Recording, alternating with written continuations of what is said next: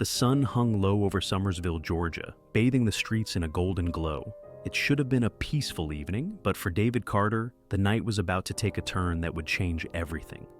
David was a retired Marine Corps veteran, a man who had served his country with honor. Now, at 56 years old, he lived a quiet life working as a mechanic at a small auto shop. His days of war and battle were over, or so he thought.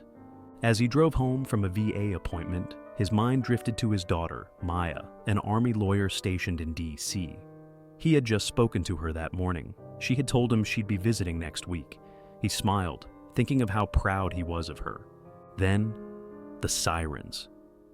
Red and blue lights flashed in his rearview mirror. David frowned. He hadn't been speeding. His truck was in good shape. No reason to be pulled over. Still, he signaled, pulled to the side, and killed the engine. He had dealt with cops like this before. Officer Ryan Calhoun stepped out of his cruiser. David immediately recognized him. Calhoun had a reputation. He was the type of cop who saw a black man and assumed the worst. David kept his hands on the wheel, his Marine training kicking in. Stay calm. Don't escalate. Calhoun strolled up to the window, his aviator sunglasses hiding his eyes. He tapped the glass with his baton. License and registration. David nodded, moving slow. Can I ask why I was pulled over, officer? Calhoun smirked. Broken taillight. David knew that was a lie. His taillights worked fine. He had checked them that morning. He handed over his license and registration. Calhoun barely glanced at them. Step out of the vehicle. David's grip tightened on the steering wheel. Why? Calhoun's smirk twisted into something uglier.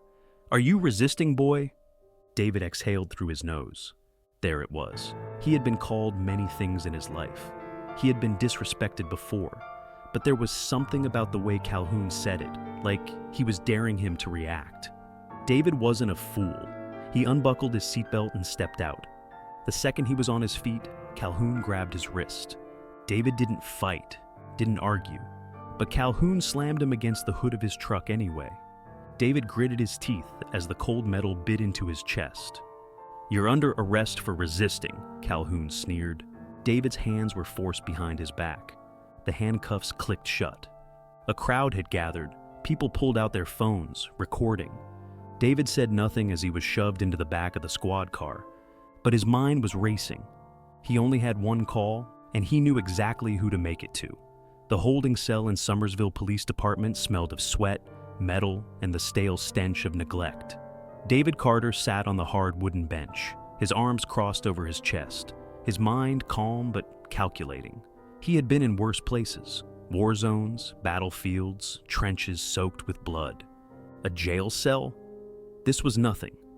But he wasn't fighting for his life this time. He was fighting for his dignity. The officer at the front desk, a young recruit barely out of academy training, kept sneaking glances at him. The kid knew something was wrong, knew that David wasn't the kind of man who belonged in a cell. David exhaled, forcing patience. Then the front doors of the station slammed open. Sergeant Maya Carter stormed in. Dressed in her Army uniform, her medals pinned sharply to her chest, she moved with the authority of someone who knew exactly how much power she carried. The young officer at the desk stammered. Ma'am, you can't... Maya shot him a look. He shut up. Her boots clacked against the tiled floor as she approached the duty sergeant. I want to see my father, now. Sergeant Tim Wallace, a balding man with a permanent scowl, barely looked up from his paperwork. Visiting hours are tomorrow, ma'am, he muttered. Maya's jaw tightened. She pulled out her military ID and slammed it onto the counter. I don't think you understand, she said, her voice cold and precise. I'm not asking, I'm telling you to let my father out of that cell, right now. Wallace sighed, clearly unimpressed. Your father was arrested for resisting arrest, he said lazily. You Army types think you can just barge in here and make demands? This isn't the military, sweetheart. Maya's eyes darkened. The young recruit winced. Wallace had no idea who he was talking to. Maya leaned in, lowering her voice to something dangerous. My father is a decorated Marine veteran. He fought for this country before you ever picked up a badge, she said. And you're holding him on bogus charges because your officer decided to throw his weight around. Wallace rolled his eyes. If he's innocent, let the court handle it. Maya smiled. It wasn't a nice smile. She reached for her phone. "Fine," she said. "I'll just make a few calls." She dialed a number. Wallace snorted. "Go ahead, call your little military buddies." Maya raised an eyebrow. "I didn't call the military." She turned the screen around so Wallace could see. It was dialing the state police chief. Wallace froze. A moment later, the call was answered. Maya's voice was smooth, professional, and deadly. "Chief Reynolds," she said. "This is Sergeant Maya Carter. We have a problem." 10 minutes later, the station was in chaos. The state attorney's office had been alerted. Internal Affairs was notified. And worst of all, the body cam footage was pulled. The chief investigator from the state's Internal Review Board arrived in person. A broad-shouldered man named Lieutenant Frank Delaney. He didn't bother hiding his irritation as he watched the footage from Calhoun's body cam. What he saw made his jaw tighten. David Carter never resisted. David Carter never posed a threat. The arrest report? A complete lie. Delaney slowly turned to Wallace, who was sweating now. "Where's Officer Calhoun?" Delaney asked. Wallace swallowed hard.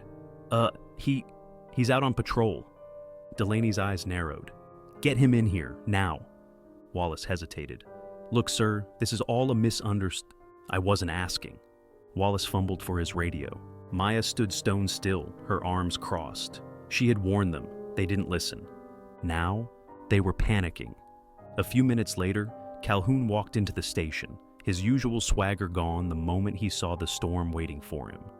Delaney didn't give him a chance to speak. He played the body cam footage.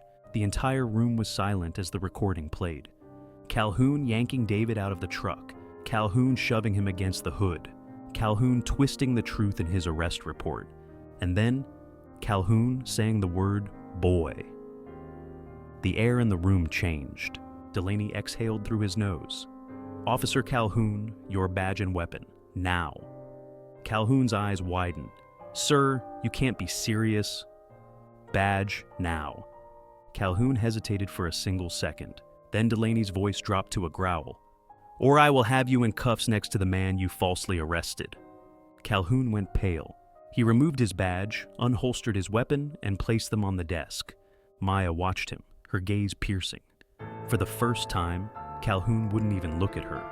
Delaney turned to Wallace. "Sergeant, release David Carter, now." Wallace didn't hesitate. He scrambled to the holding cell. 30 seconds later, the door creaked open.